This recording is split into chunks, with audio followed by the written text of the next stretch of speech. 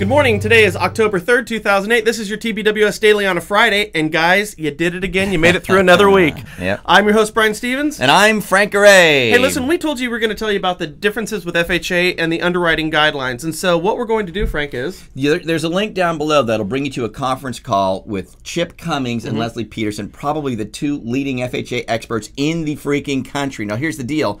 You can't hear it unless you're a Mortgage Power Network or MPN member. Not a problem if you're not. Just click the VME logo up above. It'll take you to the Think Big, Work Small homepage, and you can do a $3 trial for Think Big, Work Small and Mortgage Power Network where you can hear it. For $3, it's definitely worth it. A fantastic conference call. All the changes are there. Back to you. Yeah, $3 just for that conference call is worth it, and you get so much more with it. That's right. Hey, yesterday we were discussing the $700 billion bailout, right? And we brought one of the TBWS users, one of their comments, and shared that with everybody.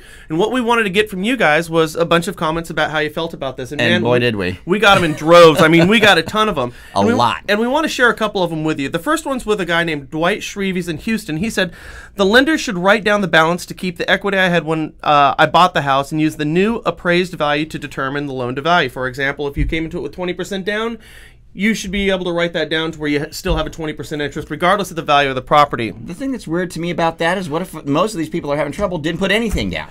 Right, right. So it doesn't, I don't know if that makes sense, man. The question there is, it's going to come at a cost, and who's it going to come at a cost to? Right, right, right. Okay, you asked about the $700 billion bailout. I believe the primary cause is distress in the financial markets. Distress in the financial markets. And I think that's true. This is one I thought was pretty interesting from Candy Carlson. Yeah. She said, going forward, I would like to see the rules enforced.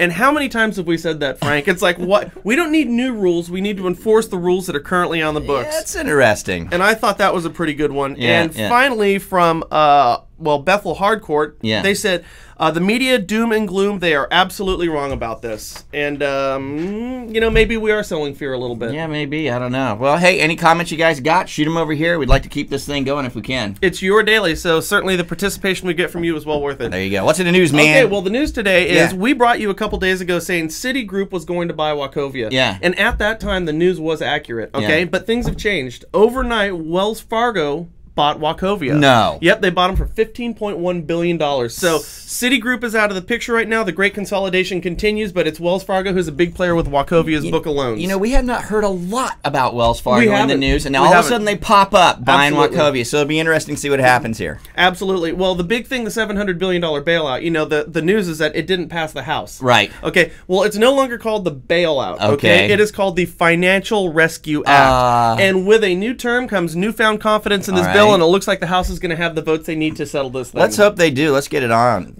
Have something, right? Yeah, let's get it over with. Okay, and finally, we had jobless rates. They came out today, and they're at 159,000 people who got their walking papers, and that's the largest number of people in the past 5 years, Man, Frank. that sucks. So, you know, it just keeps on going. Yep, yep, yep. Hey, so what do you got today? A little bit of Dale Carnegie to get the weekend started. Here you go. Hello again. I'm back with another simple sales tip from Section 4, Part 3 of How to Win Friends and Influence People by Dale Carnegie.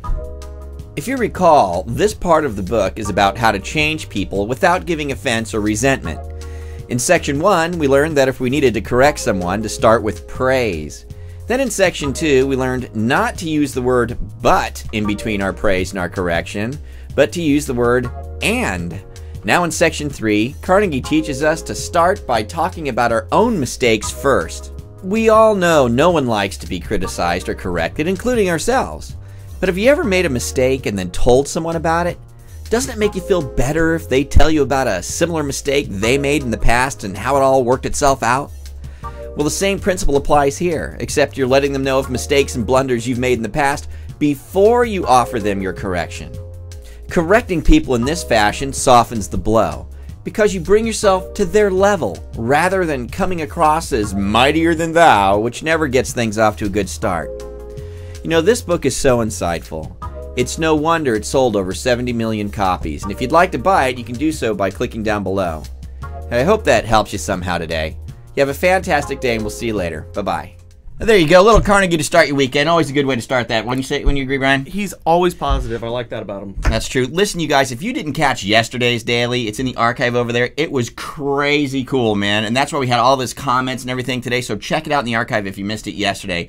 Don't forget also your free raid alerts down below. And with that, you guys have a fantastic weekend. Think big. Work small. See you. Bye-bye. Bye now.